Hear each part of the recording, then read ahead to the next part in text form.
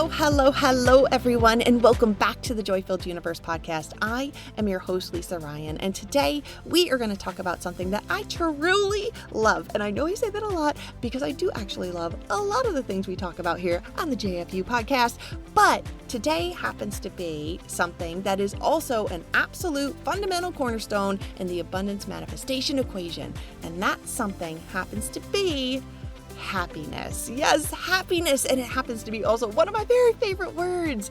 And I'm going to admit that I got this idea while I was out and about recently, and I was reminded that I quite often ask people, are you happy? And I totally do this. So many times when I'm chatting with someone, even perfect strangers, I will at some point in the conversation ask, are you happy?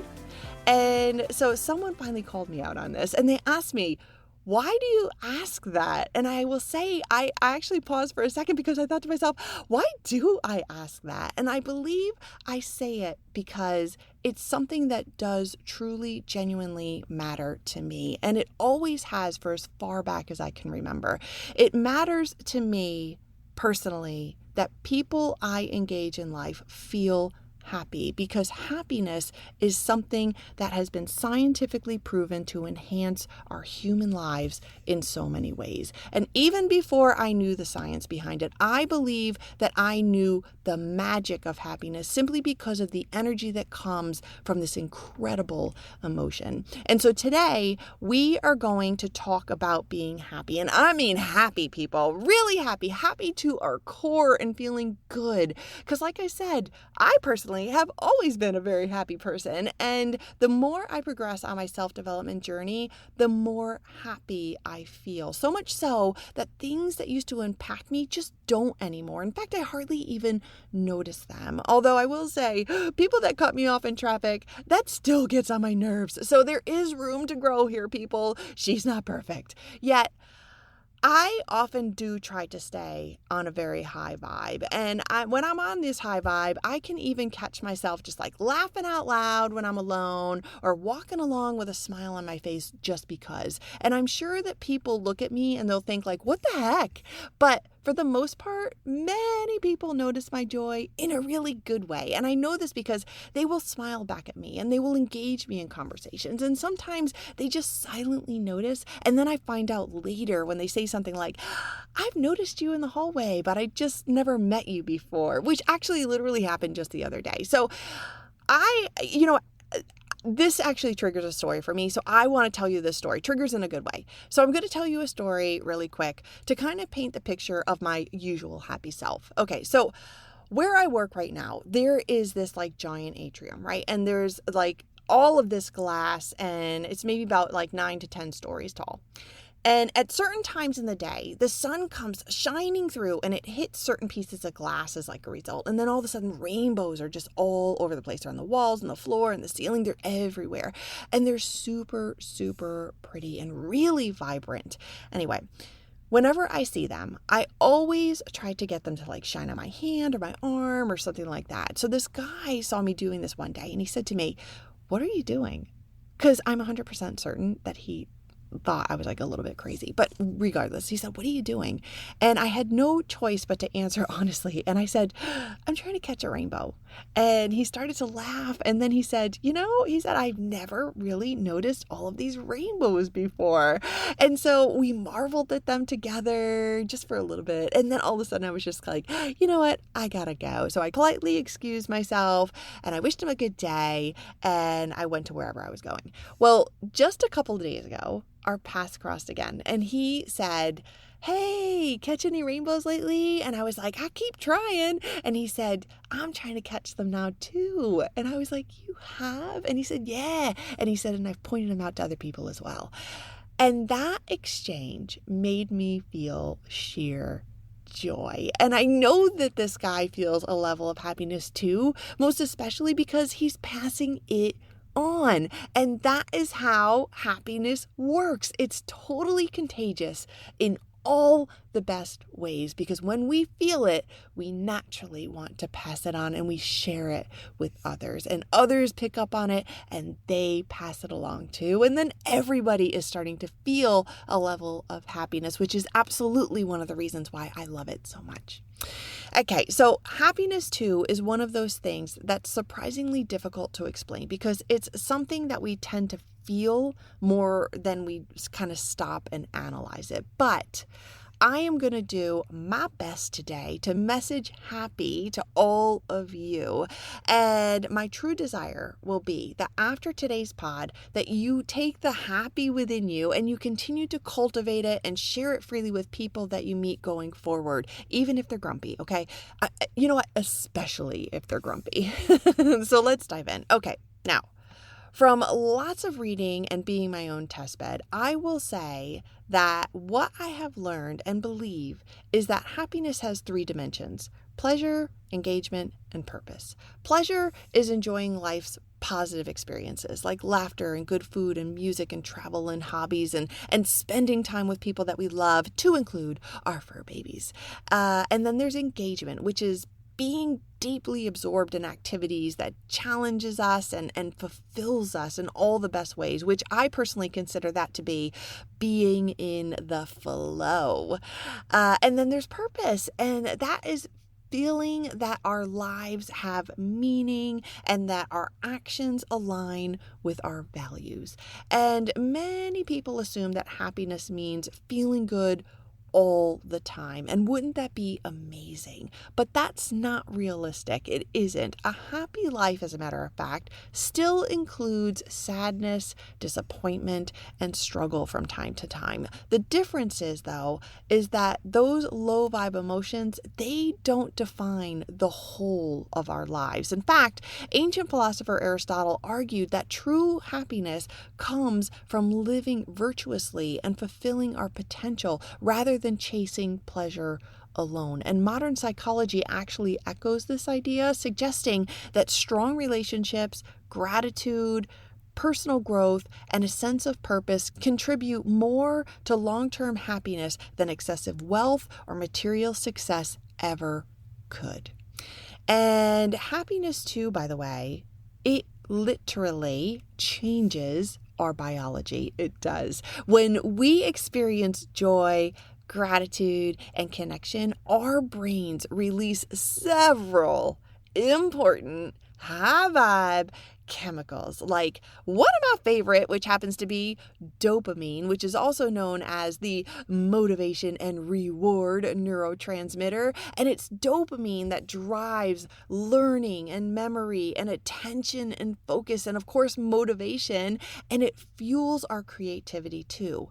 And then there's serotonin, often called the contentment chemical, and serotonin is associated with confidence and emotional stability, calm, peace, and resilience. And it can also get a little boost for us, within us, serotonin can, from things like sunlight and gratitude and exercise, nature, and even just recalling positive memories.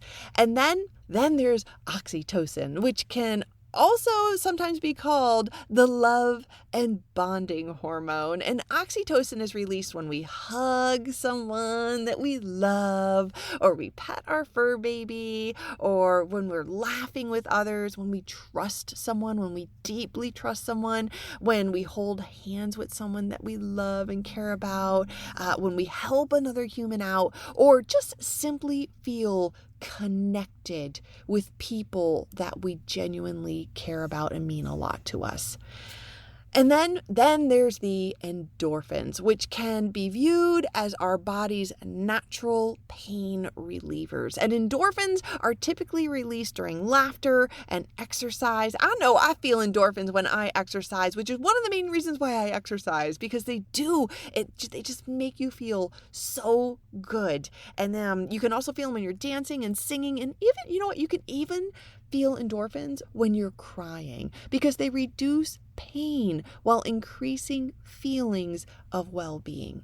And since we're speaking about all of the lovely activities in our body due to happiness, something that I want to add here is that happiness in general actually lowers stress hormones like cortisol and adrenaline. And since we've gone down the scientific path, I am going to pull that thread just really quick here and share that one of the most famous happiness studies is the Harvard study of adult development, which has followed people for several generations, and it has spanned, I think, a little more than 85 years. And after decades of research, one of the clearest conclusions has been that good relationships keep us happier, healthier, and help us live longer. Not fame, not fortune, not the biggest house, not the nicest car. The quality of our relationships. And I don't mean quantity, I mean the quality. And another fascinating body of research comes from psychologist Sonia Lyubomirsky, I think that's how you pronounce her name, Lyubomirsky, who found that while genetics and life circumstances certainly do play a role in our happiness, a surprisingly large portion of our joy comes down to our daily thoughts, habits, and intentional actions. So in other words, and the way that I look at this is happiness isn't something we simply stumble upon. It's something that we practice. It's something that we cultivate.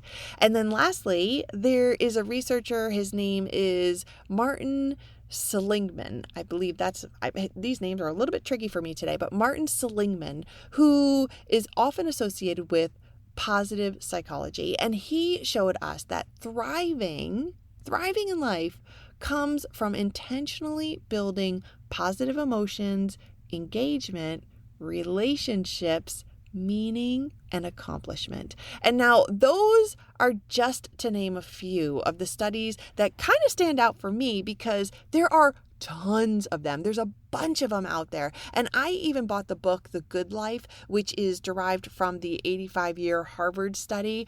And I can't wait to read it. And I'm sure I'm going to have another happiness pod to do after I do, but I'm really looking forward to reading that book because it has a lot of really good reviews. However, I just want to say too, have you noticed that many of these studies and their findings have some things in common, right? All of them sound remarkably similar to the three dimensions that we talked about just a little bit earlier: pleasure, engagement, and purpose. So I don't believe that we should all be looking to find happiness. Rather, it's more about building a life where happiness has room to grow.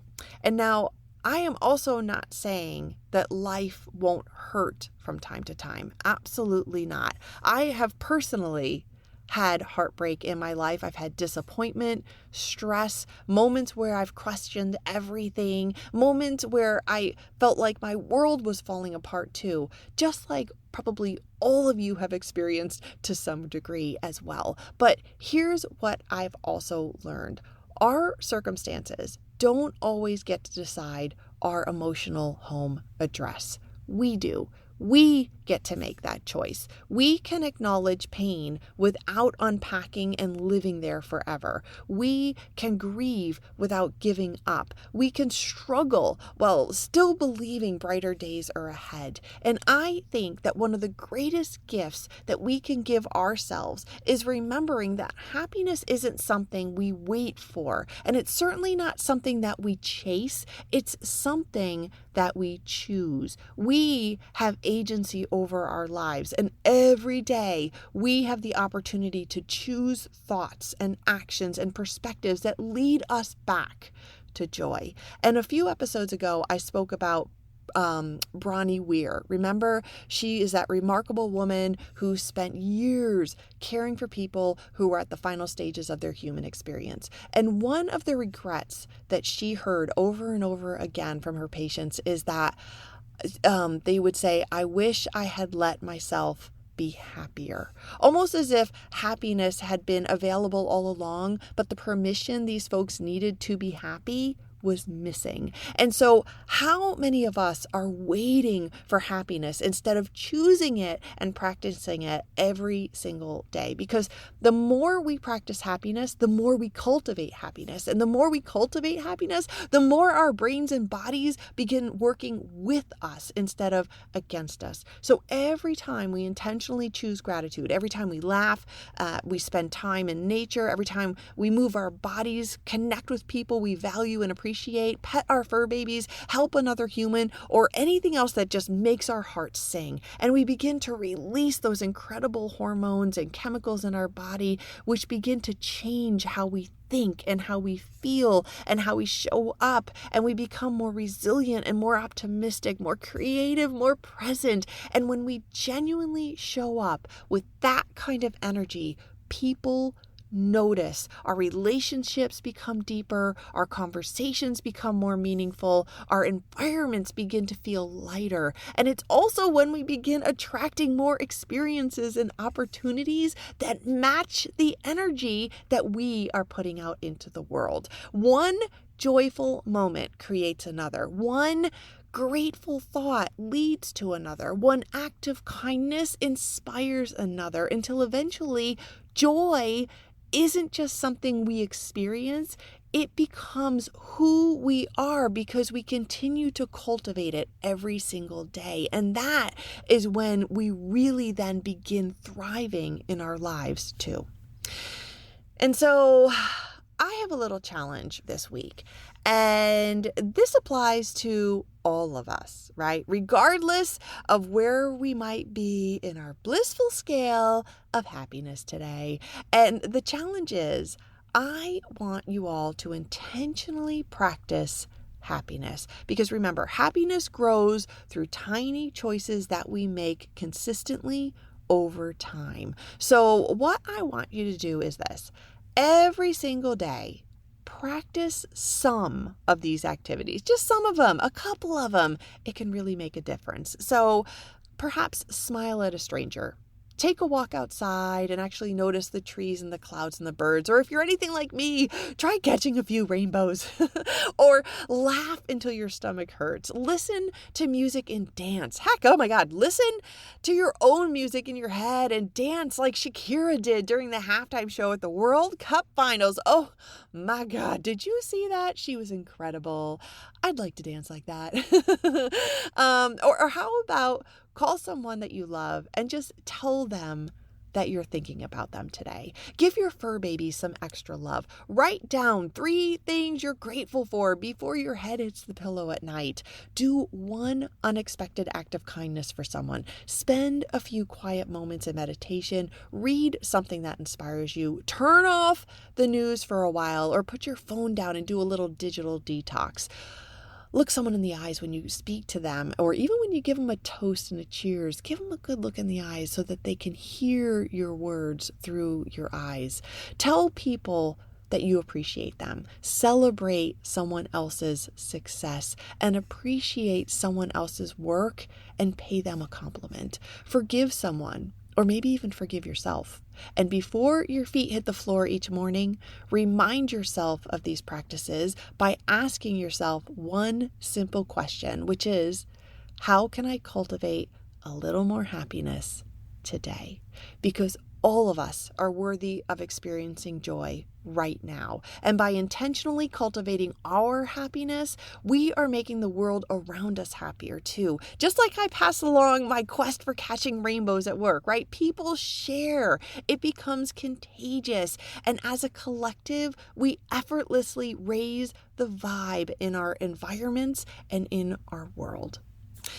And that is going to be a wrap for this week. Short and sweet and very happy too.